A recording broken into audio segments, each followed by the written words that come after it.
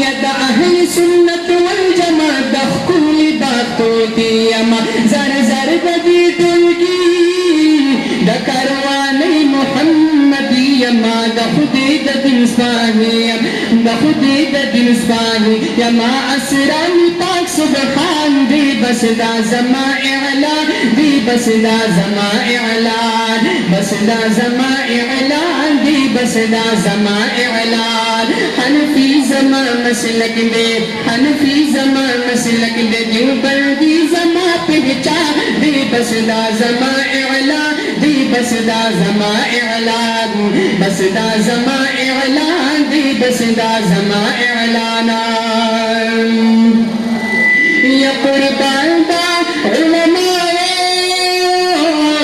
اکابرین دا دیوبند یمان سبحان اللہ یا قربان دا علماء اکابرین دا دیوبند یمان یا میدان کی سر بسف ولال وزکا سر بلن یمان نوحا زمان فخیگی ہاں زمان فخیگی چی دا خودی پدی قربان دی بس دا زمان اعلان دی بس دا زمان اعلان بس دا زمان اعلان دی بس دا زمان اعلان حنفی زمان مسلک دیوبندی زمان پہچان دی بس دا زمان اعلان دی بس دا زمان اعلان بس دا زمان اعلان دی بس دا زمان اعلان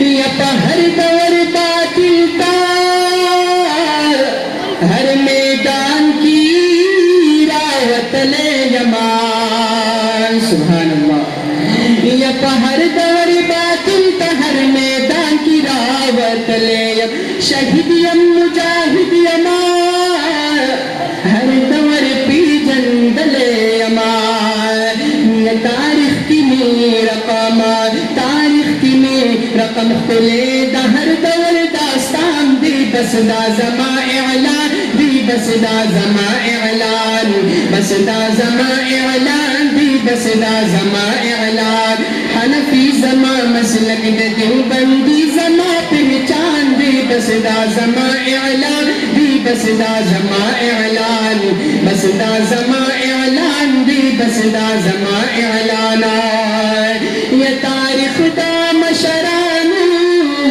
زما یادین مغلی دیا یا میدان دا قربانی کی دفل سر نجار وطلے میدان دا قربانی کی دفل سر نجار وطلے یا گوائی پر مرانا گوائی پر مرانا زمکا ہم برا اسمان دی بس دا زما اعلان دی بس دا زما اعلان بس دا زما اعلان دی بس دا زما اعلان حنفی زما مسلک دیوبندی زما پہچان دی بس دا زما اعلان دی بس دا زما اعلان بس دا زما اعلان دی بس دا زما اعلان او یا پیشوان مفتی محمود درخواستی داسی ہزار ویل رمان سبحان اللہ یا مولانا حسن جان شیخ عبدالحق دا اکوڑی لرمان یا قائد دا جمعیت میں مولانا فضل الرحمن دی بس دا زما اعلان دی بس دا زما اعلان بس دا زما اعلان دی بس دا زما اعلان الحمد لله نحمده ونستعينه ونستغفره ونعوذ بالله من شرور أنفسنا ومن سيئات أعمالنا من يهده الله فلا مضل له ومن يضلله فلا هادي له وأشهد أن لا إله إلا الله وأشهد أن محمدا عبده ورسوله قال الله تبارك وتعالى في كتابه المجيد والفرقان الحميد أعوذ بالله من الشيطان الرجيم بسم الله الرحمن الرحيم وما أرسلنا من رسول إلا ليطاع بإذن الله ولو أنهم إذ ظلموا أنفسهم جاءوك فاستغفروا الله واستغفر لهم الرسول لوجدوا الله توابا رحيما عن علي رضي الله تعالى عنه قال لما دفنا رسول الله صلى الله عليه وسلم بعد ب3 أيام جاء أعرابي من البدو وقرب إلى قبر النبي صلى الله عليه وسلم وقال يا رسول الله جئتك في كتاب المنزل قد أنزل الله عليك ولو أنهم إذ ظلموا أنفسهم إلى آخره جئتك مستغفرا لذنوبي ومستشفعا بك إلى ربي فنوديه من القبر أنه قد غفر لك رواه الإمام الهمام القرطبي في تفسيره صدق الله العظيم وبلغنا رسوله النبي الأمي الكريم ونحن على ذلك لمن الشاهدين والشاكرين والحمد لله رب العالمين. جا زندگی مدینہ سے جھونکے ہوا کے لا، جا زندگی مدینہ سے جھونکے ہوا کے لا، شاید کہ حضور خفا ہے ملا کے لا. کچھ ہم بھی اپنا چہرہ باطن سنوار لیں، ابو بکر سے وہ آئینے عشق و وفا کے لا. دنیا مسلمہ پر بہت ہی تنگ ہو گئی، فاروق اعظم کے دور کے وہ نقشے اٹھا کے لا. جن سے گناہ نے ہمیں محروم کر دیا، عثمان کی ذات کے وزاویے شرم و حیا کے لا. مغرب کی گلیوں میں مارا مارا نہ پھر اے گدائے علم، جا اور دروازہ علم سے خیرات جا کے لا. اسلام کی عظمت کے مینارے ہیں صحابہ، گر چاند محمد تو ستارے ہیں صحابہ. ہم شوق سے کہتے ہیں ہمارے ہیں صحابہ، واللہ ہمیں جان سے پیارے ہیں صحابہ. وہ چاند جو چمکا تھا بطحا کے افق پر، وہ چاند جو چمکا تھا بطحا کے افق پر، اس چاند کے تابندہ ستارے ہیں صحابہ. یا الہی آج تو صدیق سا ایمان دے، یا الہی آج تو صدیق سا ایمان دے. آنکھ دے اور اسوہ فاروق کی پہچان دے، کر مبرہ عیب سے اور عفت عثمان دے، کر مبرہ عیب سے اور عفت عثمان دے. فقر دے کرار کا اور حیدری اوسان دے. معزز سامعین، مسلک اہل سنت والجماعت احناف دیوبند سے تعلق رکھنے والے غیرت مند غیور مسلمان بھائیوں، رمضان المبارک کی 18 تاریخ کو میرے پاس مولانا مولانا مطیع الرحمان اور مولانا انعام اللہ فانی یہ تشریف لائے، اور آپ نے آج کا دن 4 جولائی 2017 بروز منگل مشورے سے بیٹھ کے طے کیا کہ اس دن اس مدرسے کی ہم دستار بندی کریں گے. ابھی آپ کے سامنے ہم نے 30 قرآن کریم پڑھے ہوئے احباب کی دستار بندی کی ہے. اللہ کی قسم یہ وہ لوگ ہیں جن کی وجہ سے اللہ اکبر آج بھی زمین آسمان کا وجود قائم ہے. قرآن کریم پڑھنا مذاق نہیں ہے. حدیث پاک میں ہے حتی لا یکون فی الارض اللہ اللہ، کہ جس وقت زمین میں کوئی اللہ کہنے والا نہیں ہوگا اس وقت قیامت آ جائے گی. آج ان کا وجود آپ کے اور میری بقا کا سبب ہے. آج ان کا قائم رہنا دنیا کے نظام کے قائم رہنے کی وجہ ہے. آج ان درویشوں کا اس دھرتی کے اوپر چلنا اور پھرنا آپ کی اور میری حیات اور زندگی کا سبب ہے. اگر کائنات میں کوئی اللہ اللہ کہنے والا نہ ہو تو یہ کائنات ختم ہو جائے. حفاظ کرام کی دستار بندی ہے اور یہ شاگرد ہیں ہمارے اساتذہ کرام کے. استاد اور شاگرد کا تعلق کیا ہوتا ہے اور اس میں استاد اپنے شاگرد کو کیا پڑھاتا ہے اور استاد کو عزت کی نگاہ سے شاگرد کس طرح دیکھے، اس کے لیے ایک شاعر نے عربی میں ایک عجیب شعر کہا ہے. میں مناسب سمجھتا ہوں کہ میں وہ شعر اور اس کا ترجمہ آپ کی خدمت میں رکھا ہوں. ایک شاعر نے کہا ان الطبیب والمعلم کلاہما لا ینصحانی اذا لم یکرما فاصبر لذلك ان جفوت الطبیبا واقنع بجہلک ان جفوت معلما. کہ ایک استاد ہوتا ہے، ایک ڈاکٹر اور حکیم ہوتا ہے. استاد کا کام اور ڈاکٹر اور حکیم کا کام تقریباً ایک جیسا ہے. استاد روح کا معالج ہے اور ڈاکٹر جسم کا معالج ہے. ہاں اگر تم ڈاکٹر اور طبیب کو گالیاں دو گے تو پھر اپنی بیماریوں پہ صبر کرنے والے بن جاؤ، پھر تمہاری بیماری ٹھیک نہیں ہو سکتی. اور اگر اپنے استاد کی مخالفت کرو گے پھر جہالت پر صبر کرنے والے بن جاؤ، تم عالم نہیں بن سکتے. اس سے اندازہ لگائیں کہ استاد کا مقام شریعت میں کس حد تک اللہ رب العزت نے بتا دیا ہے. ایک بات میں مزید آپ کی خدمت میں عرض کروں. میں نے آپ کی خدمت میں قرآن کریم کی جو آیت پڑھی ہے، یہ سورت نمبر 3 سورت نمبر 4 سورت نساء آیت نمبر 64 آیت نمبر 64 ہے. اس کا ترجمہ سنیں.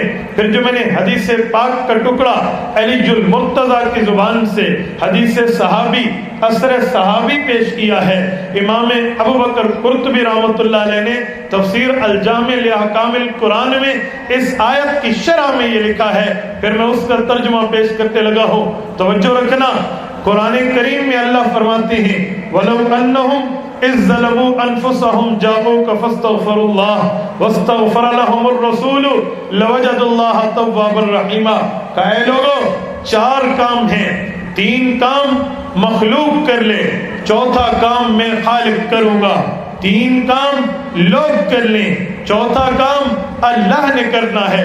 فرمایا 3 کام جو لوگوں نے کرنے ہیں، ان میں پہلا کام یہ ہے اگر کسی آدمی سے گناہ ہو جائے تو وہ گناہ کی معافی مانگے.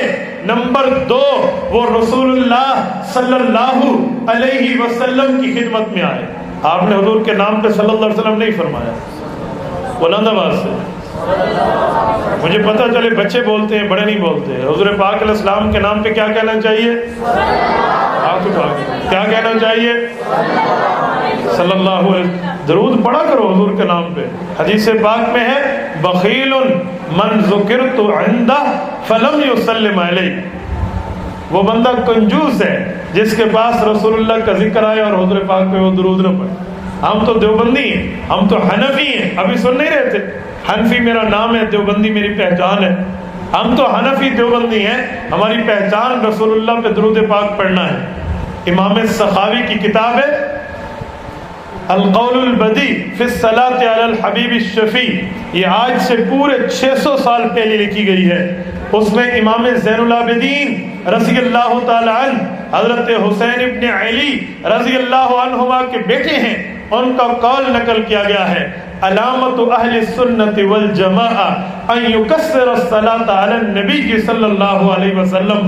فرمایا سنی اہل سنت ہونے کی نشانی یہ ہے، علامت یہ ہے، پہچان یہ ہے کہ وہ کثرت سے رسول اللہ پر درود پاک پڑھتا ہے. کثرت کا معنی ہوتا ہے انلیمیٹڈ، لا یعد ولا یحصا، جو گنتے کی، گننے کی، شمار کی تعداد میں نہ آ سکے. ہم رسول اللہ پہ درود پڑھنے والے بنے تو جب حضور پاک کا نام آئے گا کیا کہیں گے آپ؟ جزاکم اللہ صلی اللہ علیہ وسلم. ہمارا عقیدہ ہے ہم ادھر سے درود پاک پڑھتے ہیں، رسول اللہ تک فرشتے لے جاتے ہیں. اور اللہ ہمیں توفیق عطا فرمائے اس گناہ گار شخصیت کو، اور اللہ ہمیں عطا فرمائے ہم رسول اللہ کے روضے پہ جائیں، حضور کے روضے پہ سلام پڑھیں، آقا انعامدار خود سنتے ہیں. عقیدہ ہے یا نہیں ہے؟ بولیے، سارے بولے نا. نظریہ ہے یا نہیں ہے؟ پھر جب نظریہ ہے تو پھر تو درود پاک پڑھنا چاہیے، اس میں تو کوئی ہچکچاہٹ کی بات نہیں ہے. توجہ رکھنا، 3 کام لوگ کر لیں، چوتھا کام اللہ کرے گا. نمبر 1 گناہ گار آدمی اگر گناہ کر بیٹھے تو خود توبہ کرے، اللہ سے معافی مانگے. نمبر 2 رسول اللہ صلی اللہ علیہ وسلم کی خدمت میں آ جائے۔ نمبر 3، رسول اللہ صلی اللہ علیہ وسلم سے عرض کرے کہ آپ بھی میرے لیے اللہ سے معافی کی درخواست کریں۔ وَلَوْ أَنَّهُمْ إِذْ ظَلَمُوا أَنفُسَهُمْ جَاءُوكَ، حضور کے پاس آئے، فَاسْتَغْفَرُوا اللَّهَ، خود بھی معافی مانگے، وَاسْتَغْفَرَ لَهُمُ الرَّسُولُ، حضور بھی اس کے لیے اللہ سے معافی مانگیں۔ 3 کام ہو گئے۔ فرمایا لَوَجَدُ اللَّهَ توابا رحیما، اللہ رب العزت اس کی توبہ بھی قبول فرمائیں گے، آئندہ زندگی میں اس کے اوپر رحمت بھی عطا فرمائیں۔ اب دیکھو کتنے کام ہیں، 3 کام۔ گناہگار توبہ خود کرے، نبی کے پاس آئے اور رسول اللہ سے عرض کرے، اے اللہ کے رسول، اے آقا نامدار، آپ مجھ گناہگار کی اللہ رب العزت کے دربار میں دعا اور سفارش کر دیں، میرا اللہ مجھے معاف فرما دے۔ تو قرآن کہتا ہے تواب الرحیمہ، اللہ اس کی توبہ بھی قبول فرمائیں گے، اللہ اس پر رحمت بھی نازل فرمائیں گے۔ اب توجہ رکھنا، ہم وہ لوگ ہیں، ہم اس زمانے میں پیدا ہوئے ہیں جس زمانے میں رسول اللہ صلی اللہ علیہ وسلم وفات پا چکے ہیں، حضور دنیا میں زندہ سلامت موجود نہیں ہیں، حضور پاک کی قبر کی زندگی ہے، حضور قبر میں زندہ ہیں، ہماری ملاقات نہیں ہو سکتی، ہم اللہ کے رسول کی بارگاہ میں جا کے فیس ٹو فیس، جسے پشتوں میں مخ و مخ کہتے ہیں، ہم چہرہ سے چہرہ ملا کر بات نہیں کر سکتے، ہم حضور پاک کی خدمت میں پہنچ نہیں سکتے۔ اب ہمارے لیے حکم کیا ہے، ہم اس آیت پہ عمل کیسے کریں گے؟ جو صحابہ کرام تھے وہ حضور پاک کی زندگی میں خود حاضر ہو جاتے، رسول اللہ کے پاس جاتے، اگر گناہ ہو جاتا وہ معافی مانگتے، حضور پاک سے عرض کرتے اللہ کے رسول آپ بھی معافی مانگیں، ان کی معافی حضور مانگ لیتے، اللہ رحم فرماتے، اللہ توبہ قبول فرما لیتے۔ لیکن وفات نبی کے بعد اب ہمارے لیے حکم کیا ہے، ہم کیا کر سکتے ہیں؟ لوگوں، چکدرس کے مسلمانوں، میرے اللہ نے امتیوں کو، میرے اللہ نے حضور پاک کے اوپر ایمان لانے والے مومنین کو تنہا نہیں چھوڑا، بلکہ اللہ رب العزت نے اس معافی کا دروازہ قیامت تک کے لیے کھلا رکھا۔ آج بھی کوئی آدمی رسول اللہ کی قبر پہ حاضر ہو جائے اور حضور پاک کی قبر پہ آ کر کہے میں گناہگار ہوں، جئتک مستغفرا لذنوبی، میں اپنے گناہوں کو مانتا ہوں، آپ کے پاس آیا ہوں، مستغفرا بک الی ربی، آپ کو اللہ کے ہاں سفارشی بنانے کی درخواست کرتا ہوں، آپ ان مبارک ہاتھوں کو اٹھائیں جو اٹھتے تھے۔ ابو ہریرہ گھر بات میں پہنچتے تھے، ان کی ماں کو ایمان پہلے مل جایا کرتا تھا، جو ہاتھ اٹھتے تھے تو بدر کے 1000 کافروں پہ 313 صحابہ کو فتح مل جایا کرتی تھی، جو ہاتھ اٹھتے تھے اور اس انگلی کے اشارے سے اقتربت الساعۃ وانشق القمر، چاند 2 ٹکڑے ہو جایا کرتے تھے، جن ہاتھوں کو حضور پاک اگر بلند کر لیتے۔ صحیح بخاری جلد اول میں ہے سالت الاودیہ، بارش اتنی برستی کہ وادیاں بہہ پڑتی، اگر یہ ہاتھ رسول اللہ کے بلند ہو جاتے، حضور دعائیں مانگتے، اللہ کبھی اس دعا کو رد نہیں فرماتے تھے۔ امتیوں کے حق میں اللہ رب العزت نے یہ آج بھی حکم جاری رکھا ہے، وفات کے بعد حضور کی قبر پہ حاضر ہو کر مدینہ منورہ میں روضہ اقدس میں حضور پاک کے سامنے جا کر بندہ گناہ کی معافی کی درخواست کرے، حضور بھی درخواست اللہ سے کر دیں، اس کی توبہ آج بھی قبول ہو سکتی ہے۔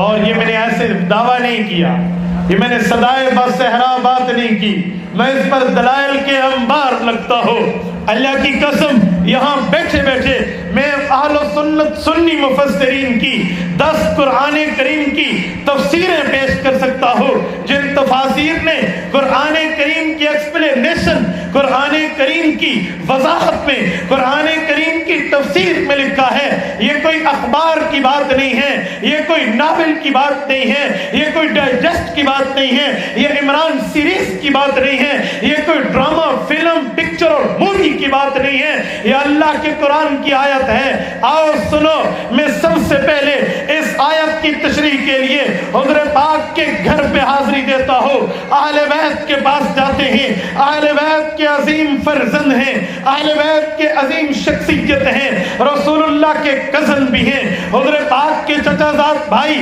علی المرتضیٰ حضور پاک کے شاگرد بھی ہیں، رسول اللہ کے صحابی بھی ہیں، خلیفہ چہارم بھی ہیں، حضور کے داماد بھی ہیں، حسن اور حسین کے والد بھی ہیں، بلکہ اس حد تک کہو تو جو علی المرتضیٰ جنت کے مالک حسن اور حسین کے والد بھی ہیں۔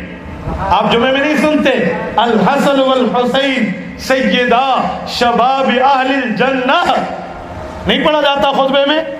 امام ترمذی نے باب المناقب جلد 2 جامع ترمذی میں لکھا ہے، زید بن ارقم کی روایت ہے، حضرت ابو ہریرہ کی روایت ہے، حضرت انس کی روایت ہے، حضرت عبداللہ کی روایت ہے، یہ 17 سندوں سے حدیث ثابت ہے۔ حضرت پاک فرماتے ہیں الحسن والحسین سیدہ شباب اہل الجنہ، جو مسلمان جوانی کی عمر میں فوت ہو گیا، جوانی میں فوت ہو گیا، یہ نوجوان جب جنت جائے گا اس کا سردار حسن اور حسین ہوں گے۔ میں ان کی خدمت میں جا رہا ہوں جو جنت کے سرداروں کا بھی والد ہے۔ میں ایک بات اور کہوں، توجہ رکھنا، والد کی دعا میں اللہ جنت رکھتے ہیں۔ علی وہ ہے جس کے دعا میں جنت کے سرداروں کی جنت پڑی ہے، نہیں سمجھے؟ جنت کے سردار ہیں حسن اور حسین، اور ان کی جنت علی المرتضیٰ کی دعا کے تحت ہے۔ اور علی المرتضیٰ، آؤ حضرت علی سے پوچھتے ہیں، اے علی المرتضیٰ بتائیں اس آیت کی شرح کیا ہے؟ یہ حکم کب تک باقی ہے؟ ہم کب تک سفارش کی درخواست کر سکتے ہیں؟ اے علی آپ تو حضور کی خدمت میں جاتے تھے، گناہ معاف کروا چکے ہو، بعد میں آنے والے امتی کے لیے کیا حکم ہے؟ سنیے حضرت علی المرتضیٰ کا فرمان۔ حضرت علی المرتضیٰ فرماتے ہیں لما دفنا رسول اللہ صلی اللہ علیہ وسلم بعد بثلاثۃ ایام، حضور دنیا سے چلے گئے، 3 دن گزرے، حضور قبر مبارک میں پہنچ چکے تھے۔ جاء رابی من البدوی، دیہات سے ایک دیہاتی آیا اور آ کر حضور پاک کا پتہ کرنے لگا۔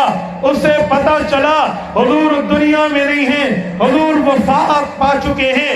اور حضور پاک کی قبر پہ آیا، حضور پاک کی قبر پہ بیٹھ کے اس آدمی نے رسول اللہ صلی اللہ علیہ وسلم کو مخاطب کرتے ہوئے حضور پاک سے عرض کیا، جئتک یا رسول اللہ مستغفرا لذنوبی ومستشفعا بک الی ربی۔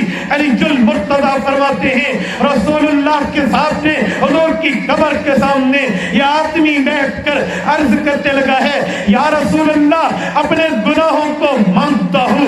اس آیت میں لکھا ہوا ہے گناہگار گناہوں کو مانے، اور حضور پاک کے پاس آئے، آپ سے آ کر گناہ کی مغفرت کی درخواست کرے کہ آپ اللہ کو عرض کر دیں، اللہ کی خدمت میں کہہ دیں، اے میرے اللہ میرے امتی کو بخش دے۔ یہ اپنے گناہوں کا اقرار کر رہا ہے۔ مسلمانوں، گناہوں کا اقرار کر کے جب اللہ کی بارگاہ میں بندہ آتا ہے، اللہ خالی ہاتھ نہیں لوٹاتے۔ خدا کی قسم، جب بندہ اللہ کے سامنے ہاتھ بلند کرتا ہے، اللہ خالی ہاتھ نہیں اٹھاتے۔ وہ کہتے ہیں نا، علامہ روم نے لکھا ہے، اے اللہ میں تیری خدمت میں آیا ہوں، گناہوں کو مانتا ہوں، الہی عبدک العاصی اتاکا مکرم بالذنوب وقد دعاکا۔ میں گناہ گار ضرور ہوں، خطا کار ضرور ہوں، روسیہ کار ضرور ہوں، غلط کار ضرور ہوں، نافرمان ضرور ہوں، پر تیرے پاس آیا ہوں دعا کے لیے، کیونکہ تو نے کہا ہے یا عبادی الذین اسرفوا علی انفسہم لا تقنطوا من رحمت اللہ ان اللہ یغفر الذنوب جميعا۔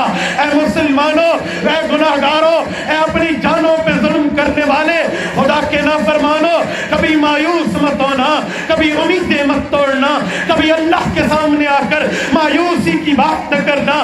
اللہ 100 گناہگار آدمی کو معاف کر سکتے ہیں، 100 سال کا کافر اللہ کے سامنے کلمہ پڑھ لے، اللہ آج بھی اسے معاف کرنے پہ تیار ہے۔ وہ کہنے لگا یا رسول اللہ مستشفعا بک الی ربی، میں تو آپ کی سفارش کرانے آیا ہوں. کیوں؟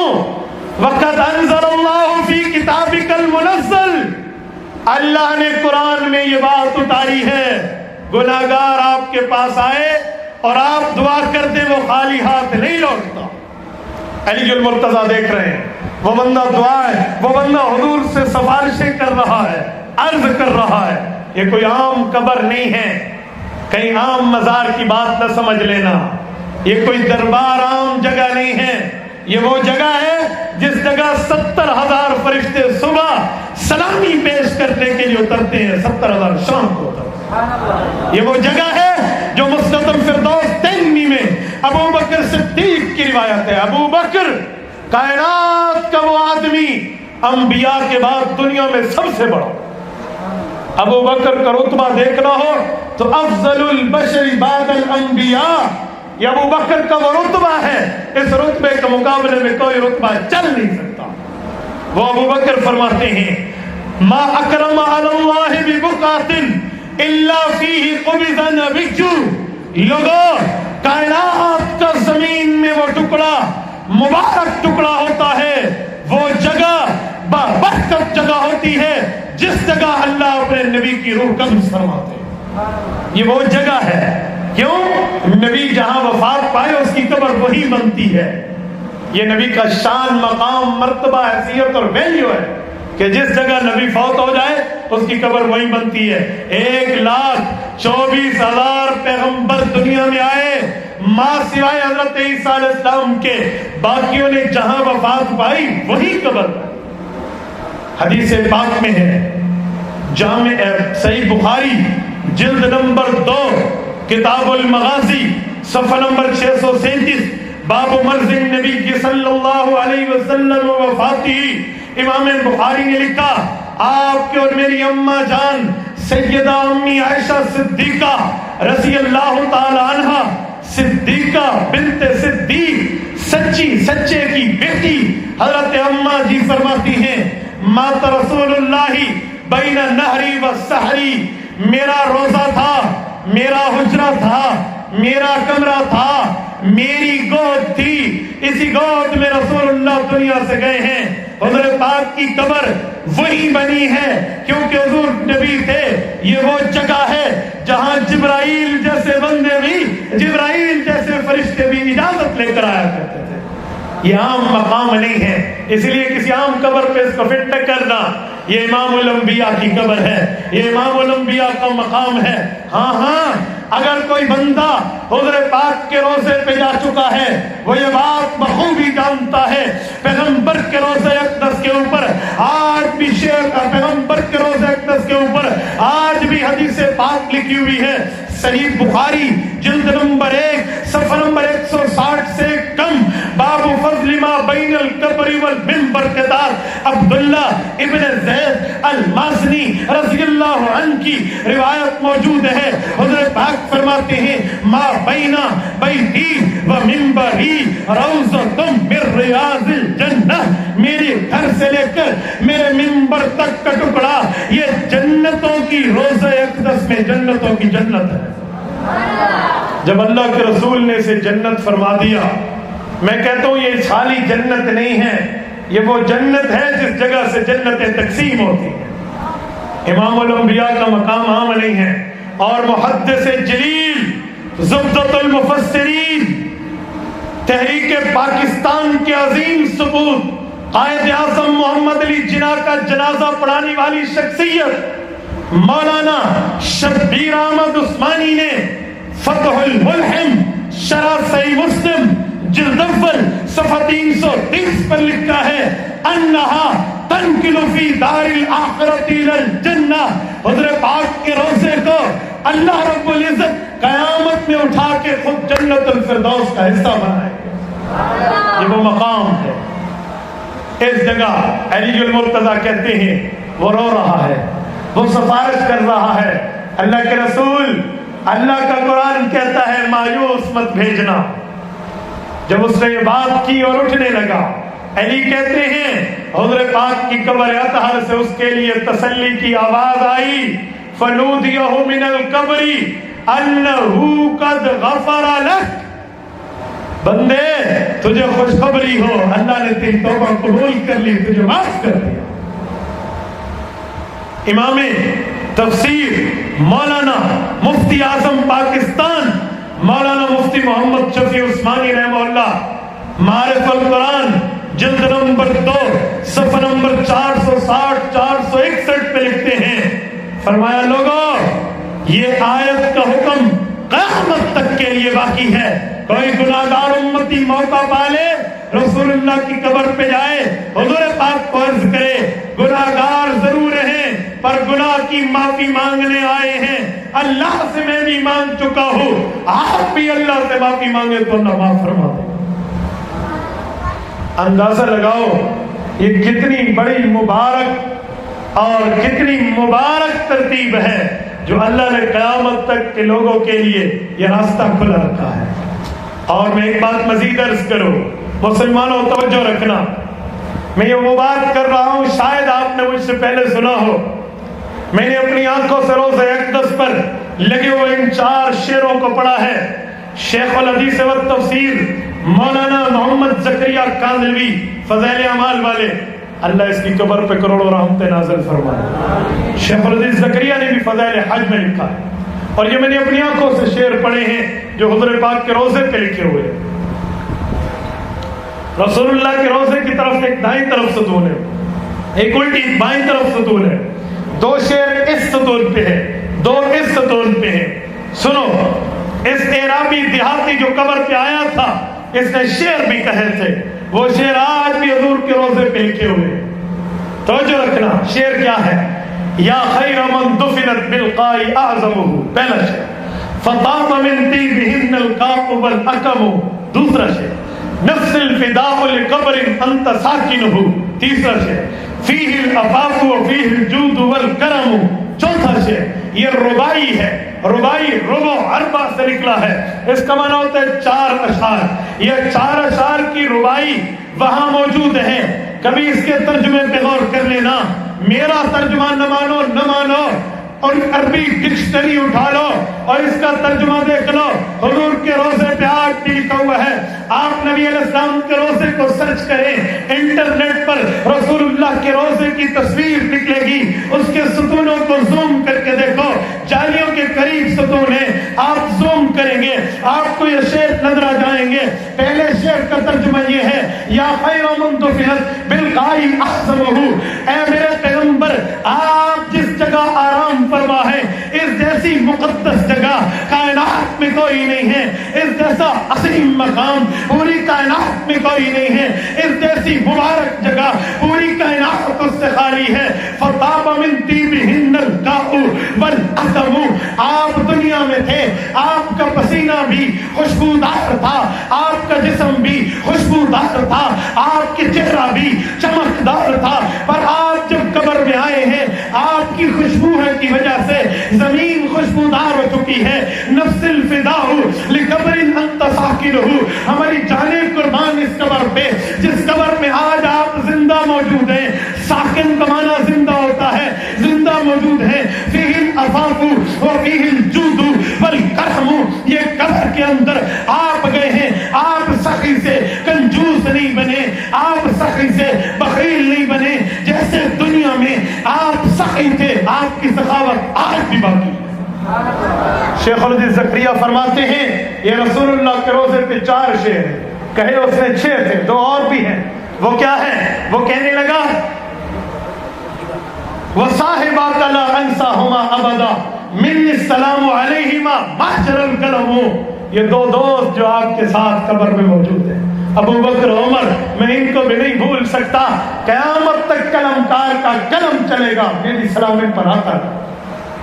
یہ اشعار حضور کے روزے پہ جا کر دیکھو، یہ لفظ حضور کے شعر کیا بتاتے ہیں، حضور پاک کا شعر کیا بتا رہا ہے روزے پہ لگا ہوا۔ یہ جو لفظ ہے یا خیر من دفنت بالقاء اعظمہ، کہ رسول اللہ کا روزہ اقدس کائنات کی مبارک جگہوں میں ایک جگہ ہے، اس کا معنی جنت کا ٹکڑا ہے۔ اور ایک بات میں مزید عرض کروں، حضور پاک کا یہ روزہ مبارک کا ٹکڑا اتنا مقدس مبارک ہے، اتنا بابرکت ہے، جہاں 2 نبی اور 2 صحابہ دفن رہیں گے. ایک تو حضور ہے، ابو بکر عمر 2 صحابی ہیں، اور دوسرے نبی حضرت عیسیٰ علیہ السلام آئیں گے. رسول اللہ صلی اللہ علیہ وسلم نے فرمایا یدفن معیا، وہ میرے روضے اقدس میں دفن ہوں گے. خدا کی قسم آج بھی چوتھی قبر کی جگہ خالی. سید عیسیٰ علیہ السلام نے آنا ہے. سورت نمبر 20 سورت طٰہٰ آیت نمبر 55 اٹھاؤ. اللہ فرماتے ہیں منہا خلقناکم وفیہا نعیدکم ومنہا نخرجکم تارۃ اخری. اے لوگو، تمہاری قبر جہاں بنتی ہے اس جگہ سے مٹی لے کر میں نے تمہارا جسم بنایا تھا. جامع احکام القرطبی میں حضرت ابو ہریرہ کی روایت موجود ہے، مرفوع روایت ہے. حضرت ابو ہریرہ فرماتے ہیں رسول اللہ صلی اللہ علیہ وسلم نے فرمایا ما دفنا، حدیث پاک ہے کہ جس جگہ بندے کی ما من مولود الا وقد ذر علیہ من تراب حفرتہ، جو بندہ جہاں دفن ہوتا ہے اس کی مٹی اٹھا کے اس کا جسم اسی جگہ سے بنایا جاتا ہے. اب اندازہ لگاؤ عائشہ کے کمرے کے رتبے کا، عائشہ کے حجرے کے رتبے کا، حضرت عائشہ کے اس مکان کی حیثیت کا اندازہ لگائیں جس جگہ سے 2 نبیوں کی مٹی اٹھائی گئی، 2 صحابہ کی مٹی اٹھائی گئی. یہ وہ مقام ہے منہا خلقناکم. اس پر قرآن کریم سورت نمبر 20 سورت طٰہٰ آیت نمبر 55 اس پر دلیل ہے. یہاں سے اٹھائی گئی تو یہیں دفن ہوئے ہیں. تو وہ شعر بالقاء اعظم، دنیا کی جگہوں میں افضل ہے. اگلا فطاب من طیبہن القاء والحکم، آپ کے اس روضہ اقدس کی مٹی خوشبودار ہوئی. آپ قبر میں تشریف لے گئے تو اس بنیاد پر پوری زمین خوشبودار ہو چکی ہے. اور خدا کی قسم ایسی بات ہے، رسول اللہ کے پڑوس میں جس کو قبر مل جائے وہ حضور کی سفارش کا مستحق ہے. خوش قسمت ہیں علماء دیوبند جو آج بھی سینکڑوں کی تعداد میں جنت البقیع میں دفن. اور مثال چھوڑیے، ہمارے دادا پیر حضرت مولانا عبد الحفیظ مکی رحمت اللہ تعالی علیہ ڈربن جنوبی افریقہ میں فوت ہوئے ہیں. مدینے کے گورنر نے انہیں خط لکھا ہے یہ بندہ ہمارا ہے ہمیں دو. 6000 کلومیٹر کا جہاز سفر کر کے آیا اور ان کا جسم مبارک جنت البقیع میں دفن. ان کا جسم وہیں سے آیا. یہ انتظامات ہوئے ہیں، یہ سرکاری پروٹوکول ملا. ایک منسٹر کے پروٹوکول دے کر شاہی سلامیوں سے دفن کیا گیا ہے. یہ علماء دیوبند کا مقام نہیں ہے تو کیا ہے؟ اور اس مرید کی اپنے پیر سے محبت کی نشانی ہے. شیخ الحدیث مولانا زکریا ان کے شیخ ہیں، وہ بھی رسول اللہ کے روضہ اقدس کے پڑوس میں ہیں، یہ بھی ان کے پڑوس میں. میں نے اپنی آنکھوں سے شیخ زکریا کی قبر دیکھی ہے. میں نے ان پہ فاتح رسول اللہ کے روضے پہ اللہ سب مسلمانوں کو لے جائے. آمین تو کہتے ہیں. اللہ آپ کی برکت سے ہمیں بھی لے جائے. حضرت پاک کی قبر پہ جاؤ جہاں رسول اللہ کے پاؤں مبارک ہیں، اس طرف چلنا شروع کرو. سامنے ایک گیٹ آئے گا جہاں حدود ختم ہوتی ہے.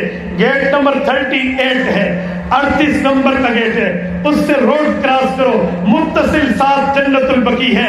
اس جگہ حضور پاک کے پاؤں کی جگہ امام مالک کی قبر ہے، امام نافع کی قبر ہے، خلیل احمد سہارنپوری کی قبر ہے، شیخ الحدیث مولانا زکریا کی قبر. یہ بالکل یہ روضہ اقدس کے پاؤں مبارک، یہ حضور پاک کے پاؤں مبارک. کیوں؟ سنو، آپ کو پتہ ہے شیخ کو قبر وہاں کس دعا پر ملی تھی؟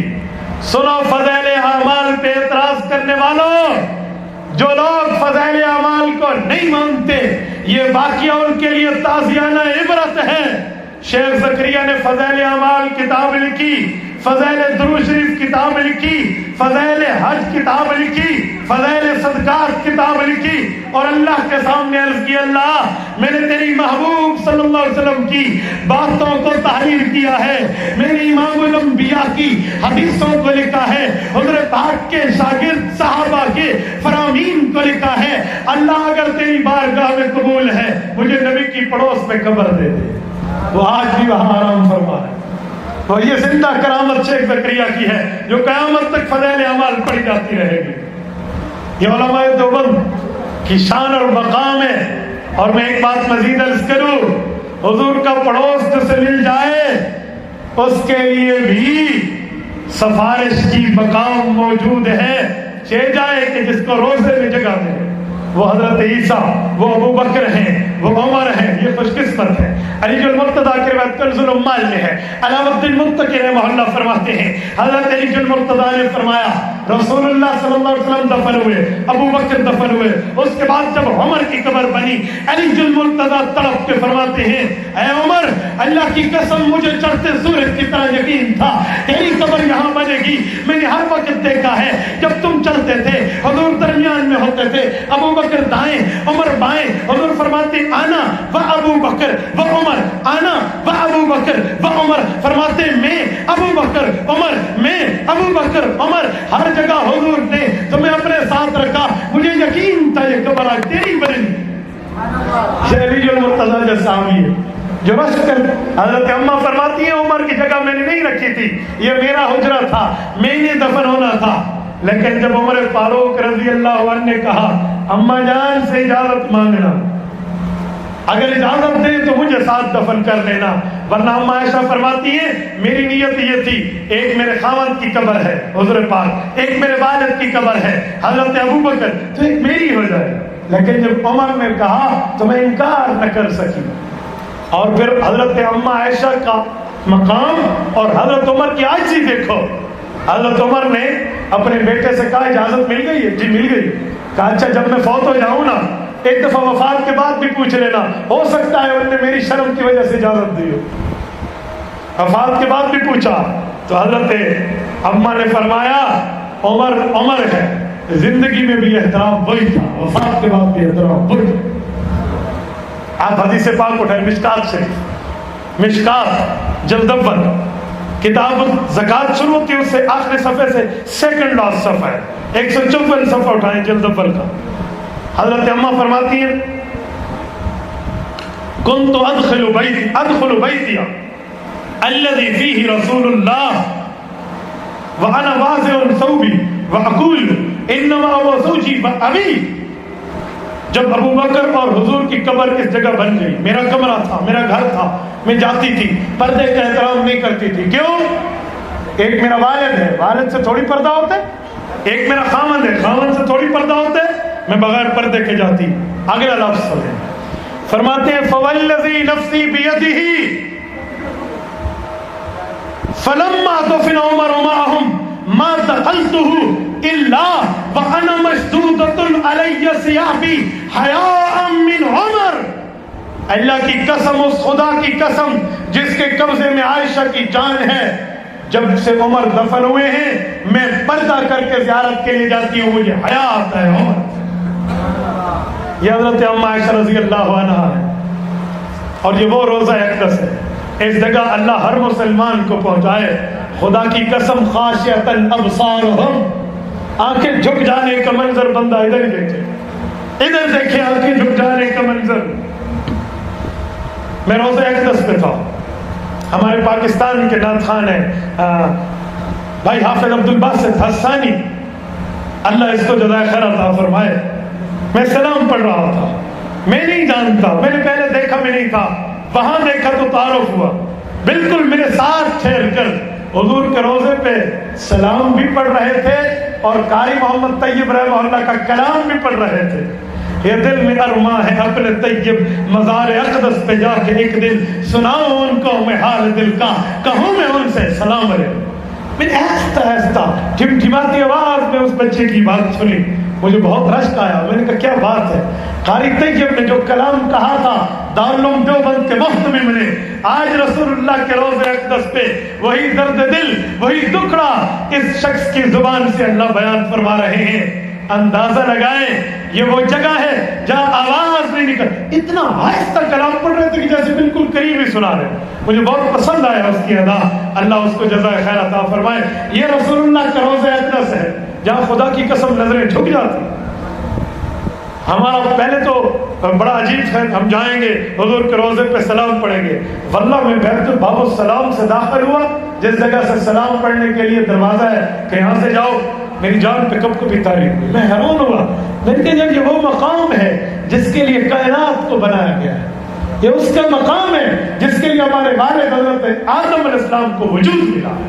یہ وہ مقام ہے, یہ وہ مقام والے کی جگہ جس جگہ یہ نہ ہوتے نہ بنائے جاتے تو آج آسمان کی نیلی چھت, زمین کا بچ جانا, پہاڑوں کا ٹھہر جانا, دریا اور سمندر کا چل جانا, ان پانیوں کی طغیانی, ان سمندروں کی روانی, اس بلبل کی چہچہاٹ, اس پرندوں کا اڑنا اور دنیا کی لہلہاتی کھیتی, کائنات کا حسن اور ذخیرہ موجود تو ہوتا.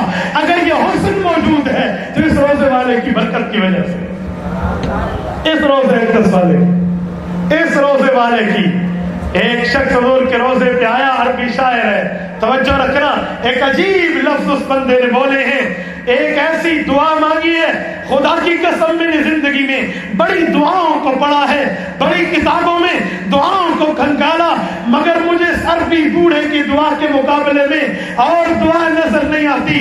وہ بوڑھا حضور پاک کی قبر پہ آیا اور آ کر دعا کرتا ہے, کہتے اللہ میں تیرا بندہ ہوں, میں تیرا غلام ہوں, شیطان تیرا دشمن ہے, رسول اللہ تیرا محبوب ہے. چکرا کے دوستوں توجہ رکھنا, اس نے 3 باتیں کی. کہا اللہ میں تیرا غلام اور بندہ, شیطان تیرا دشمن, رسول اللہ تیرے محبوب ہے. اللہ اگر تو مجھے معاف کرے گا تیرا غلام جنت جائے گا, تیرا حبیب خوش ہو جائے گا, تیرا دشمن شیطان روئے گا. اگر تو مجھے معاف نہیں کرے گا تیرے غلام نے برباد ہو جانا ہے, تیرے حبیب نے پریشان ہو جانا ہے, شیطان تیرے دشمن نے خوش ہو جانا ہے. اللہ تجھ سے یہ بات بعید ہے کہ تو اپنے حبیب کو ناراض کر دے, اپنے دشمن کو خوش کر دے. اللہ نہیں ہو سکتا. میرے اللہ میں اس قبر پہ ہوں, ہم اپنے خاندانی تعظیم رکھتے ہیں. ہم عربی لوگ اپنے باپ کے قاتل کو بھی باپ کی قبر پہ معاف کر دینے والے ہیں. بڑے سے بڑا جرم بھی اگر کوئی چل کے آ جائے ہم اس کو معاف کر دیا کرتے ہیں. آج میں مجرم صحیح ہوں, گناہگار صحیح ہوں, پر اس جگہ میں آیا ہوں جو تیرے حبیب کا ٹھکانہ ہے. اللہ مجھے معاف فرما. اندازہ لگاؤ اور محبت کے انتہا دیکھو. ایسے کہتے ہیں دعائیں مانگنا نہیں, دعا کے لیے اللہ کا دروازہ کھٹکھٹانا. لفظ تو بندے کے اپنے. ایک عربی شاعر نے حضور کا روزہ دیکھا اور حضور پاک کے روزے کو دیکھ کے اس نے شعر کہا, کہنے لگا یا وضیع الظل والانجی لک سلطان علی المہجی ان بیتا فیہ انت فیہ ساکنہ غیر محتاج علی السرجی وجہک المأمول حجتنا یوم یقضی الناس بالحجج. اے لوگوں, حکمران کوئی ہوتا ہے جو حکومت جسم پہ کرتا ہے, رسول اللہ وہ حکمران ہے جو حکومت دلوں پہ کرتے ہیں. ہاں لوگ قیامت میں آئیں گے اپنے اعمال لے کر, نہیں لوگ آئیں گے اس گھر کو دیکھیں گے, جب اپنے گھروں کی روشنی چاہیں گے تو چراغ لگائیں گے, لیکن نبی کا گھر حضور پاک کے نور سے چمکتا ہے. ہاں لوگ قیامت میں آئیں گے اپنے اعمال اپنی نیکیاں لے کر آئیں گے. اے اللہ کے رسول ہم آپ کا چہرہ لے کر آئیں گے. وجہک المأمول حجتنا یوم یقضی الناس بالحجج. حجت حجتن کی جمع ہے کہ جب لوگ اپنی حجتیں اور دلیلیں لائیں گے ہم آپ کا چہرہ سامنے کر دیں گے. ہاں یہ چہرہ وہ ہے وَأَبْيَضْ يُسْقَى الْغَمَامُ بِوَجْهِهِ. ابو طالب نے جس کے لیے کہا تھا جب ہمیں بارش کی ضرورت ہوتی, ہمیں پانی کی ضرورت ہوتی, آسمان اور بادل کی بوندوں کی ضرورت ہوتی, ہم حضور کے چہرے کا واسطہ دے کر اللہ سے مانگتے, آسمان شرم کے مارے برس پڑتا تھا. یہ وہ چہرہ ہے. ہاں اس چہرے کو بحیرہ راہب نے دیکھا تھا. حضور پاک گئے ہیں, بچے ہیں, چچا ساتھ ہے, ملک شام کا سفر ہے, ابھی اعلان نبوت نہیں ہوا, اللہ کے رسول گئے ہیں, راستے میں ایک یہودی عیسائی راہب ہے, اس نے دعوت کی ہے, سب کو بلایا ہے. جب سب کو بلا کر اس نے دعوت کی, اس نے کہا ایک بندہ تم میں کم ہے؟ انہوں نے کہا جی نہیں، ہم سب کو دعوت پہ لائے ہیں۔ کہا نہیں، ایک بندہ کم ہے۔ کہا ایک بچہ ہے، ہم اس کو چھوڑ کر آئے ہیں۔ وہ یہودی نے دعوت کی تھی کیونکہ تورات انجیل پڑھ چکا تھا۔ جس درخت کے نیچے حضور ملک شام میں بیٹھے تھے، تورات انجیل میں لکھا ہوا تھا آخری نبی الزمان پیغمبر آئیں گے، اس درخت کے نیچے بیٹھیں گے، اس کی شکل یہ ہوگی، اس کی شکل یہ ہوگی، اس کی صفات یہ ہوگی، اس کی آنکھیں، آنکھ، کان، ناک، زبان، چہرہ ایسا ہوگا۔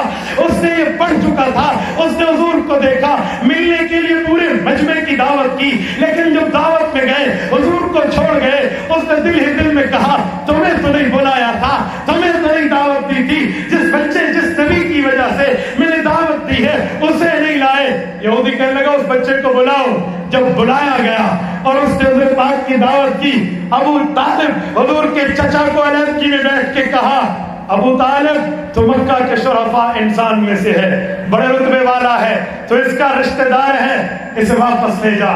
یہودیوں کو پتہ چل جائے اس کے جان کے دشمن ہوں گے، وہ اسے واپس لے کر آ گئے تھے۔ ابو طالب جانتا تھا میں نے بچپن میں رسول اللہ کا رتبہ یوں دیکھا ہے، جب حضور چلتے ہیں تو بادل ان کے اوپر سایہ کیا ہوئے چلتا ہے، ہاں ہاں جب حضور پاک چلتے ہیں حضور پاک کے لیے وہ حرا راہب اعلان کر کے واپس بھیج دیا کرتا ہے۔ وہ جانتا تھا، اسی لیے کہا تھا وَأَبْيَضْ يُسْتَلْفَ مَامُ بِوَجْهِهِ، ہاں اس کا چہرہ پیش کرتے ہیں آسمان بھارت برسا دیتا۔ یہ تو وہ جگہ اور وہ مقام ہے، اور اس جگہ اللہ کے رسول دفن ہے۔ میں نے روزہ اقدس پہ بات اس لیے چلائی ہے کہ آپ کو بتاؤں آج ہم گناہگار ہیں، گناہوں کی معافیاں چک درا میں بیٹھ کے، لوئر دیر پہ بیٹھ کے بھی مانگی جا سکتی ہیں۔ مالک ایمرجنسی میں بیٹھ کے آپ معافی مانگیں، اللہ قبول کریں گے، لیکن معافی کا ایک طریقہ اور بھی ہے۔ اگر چاہو اللہ وسعت دے، اللہ طاقت اور گنجائش دے، پھر حضور کے روزے پہ جا کر اس فضیلت کو بھی بندہ حاصل کر لے، اس فضیلت کو بھی حاصل کر لے۔ ہاں ہاں دور دراز سے لوگ اس فضیلت کے حصول کے لیے آیا کرتے ہیں۔ توجہ رکھنا، میں بات کے خلاصہ آپ کی خدمت میں پیش کرنے لگا ہوں۔ 50 منٹ ہو گئے میری گفتگو کو، میں گھڑی دیکھ کر بات کر رہا ہوں۔ توجہ رکھنا، میں مکہ مکرمہ میں تھا، مدینہ منورہ جانے کا ارادہ ہوا، ہمارا گروپ بیٹھا تھا، میں صفا مروہ پہ تھا، مجھے ان کا فون آیا استاد جی آپ ذرا آ جائیں ایک بات ہے۔ میں نے کہا جی ٹھیک ہے۔ میں پہنچا، میں نے کہا خیر؟ کہتے ہیں ایک بندہ بیٹھا ہے وہ ہم سے بات کر رہا ہے۔ میں حیران ہوں، جسے دو دین کی باتیں سمجھ آ جائے وہ ہر بندے سے بات کرتا ہے۔ کہنے لگے جی میں نے بحث کرنی ہے۔ میں نے کہا یار بحث کی جگہ بیت اللہ نہیں ہے، پاکستان میں آ جائے گا۔ نہیں، میں نے ایک سوال پوچھا، مجھے پوچھے کس نیت سے مدینہ جا رہے ہو؟ لوگوں آپ کو بھی کوئی خراب کرے گا، یہ غلط نیتیں بتلائے گا، آج سے درست نیت سن لو۔ میں نے کہا مدینہ جا رہا ہوں امام الانبیاء کی زیارت کی نیت سے، حضور پاک کی خدمت میں حاضری کی نیت سے، رسول اللہ کے دربار اطہر میں پہنچنے کی نیت سے جا رہا ہوں، حضور کی خدمت میں سلام پیش کرنے کی نیت سے جا رہا ہوں۔ کہنے لگا مولانا مسجد نبوی کی نیت کرو۔ میں نے کہا کیوں؟ مسجد نبوی کا رتبہ بڑا یا امام الانبیاء کا رتبہ بڑا؟ مسجد نبوی کا مقام بڑا یا رسول اللہ صلی اللہ علیہ وسلم کی ذات اقدس کی حیثیت بڑی؟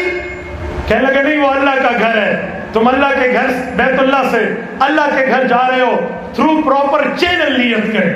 میں نے کہا واہ، تھرو پراپر چینل نیت یہ کیسے ہے؟ کہتے نہیں ماسک ٹو ماسک، مسجد سے مسجد کی نیت کریں تو بہتر ہے۔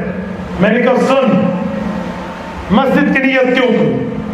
کہنے لگا وہاں 1000 نمازوں کا ثواب ملتا ہے، اماماتی اور غیر مقلد وہاں 1000 نماز کا ثواب مانتے ہیں، اہل سنت دیوبند والے 50,000 نمازوں کا ثواب مانتے ہیں۔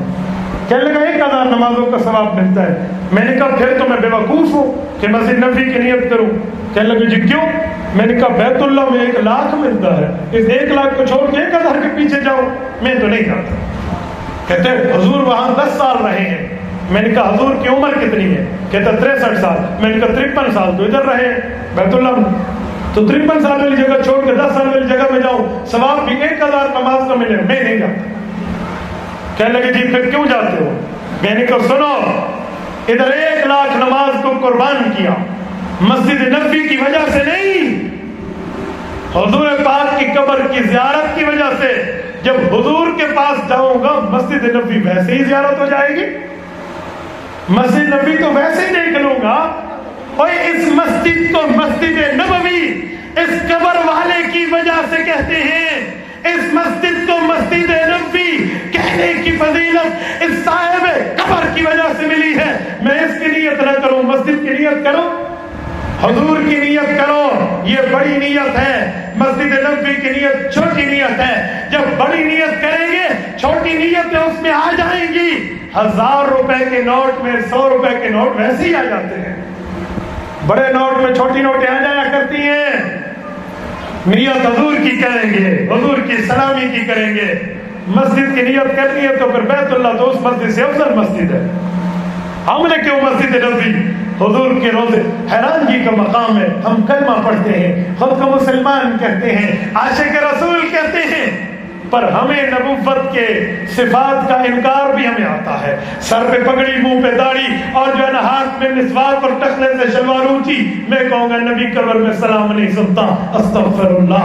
میں کہوں گا نبی کی قبر کی زیارت کی نیت نہ کرو، استغفر اللہ۔ کوئی میری یہ بات کہہ دو، میری داڑھی پگڑی کا فائدہ، میرے دین شریعت کا فائدہ، میرے کلمہ نماز کا فائدہ، اور مجھے نماز، کلمہ، روزہ، ہر زکات ملا تو حضور کی وجہ سے ہے۔ ایک شاعر نے کیا خوب شعر کہا، اس نے کہا نماز اچھی، روزہ اچھا، حج اچھا، زکات اچھی، پر باوجود اس کے میں مسلمان ہو نہیں سکتا۔ خدا کی قسم جب تک نہ کٹ مروں خواجہ یسرب کی حرمت پر، خدا شاہد ہے میرا کام نیما ہو نہیں سکتا۔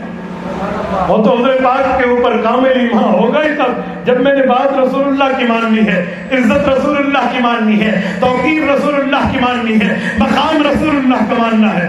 ہاں آج میں آپ کے سامنے بیٹھا ہوں، آپ مجھے عزتوں سے مین کرسی پہ بٹھائے ہوئے ہو، 4 بندے ہمارے ادھر بیٹھے ہیں، لوگ عزتیں کرتے ہیں، آپ گفتگو سننے آئے ہو، یہ ایمان پیغمبر کی بات ہے، توحید پیغمبر کی وجہ ہے، وراثت پیغمبر کی وجہ ہے۔ اگر نسبت ہمیں نبی سے نہیں ہے پھر ہم کچھ نہیں ہیں۔ آج ہماری داڑھی، ٹوپی، پگڑی کی عزت اس شخص کی عزت کی وجہ سے ہے جس کے لیے کائنات بنائی گئی۔ حسان ابن ثابت کہتے ہیں ساتھ الشجر نطق الحجر شق القمر لاشارتہ، پیغمبر علیہ الصلوۃ والسلام کے ایک اشارے پہ درخت چل کے آ جایا کرتے تھے، ایک اشارے پہ پیغمبر علیہ الصلوۃ والسلام کے پتھر بول پڑتے تھے۔ رسول اللہ کی عظمت و عظمت، ہم اس عظمت اور حیا کی وجہ سے حضور کے قائل ہیں۔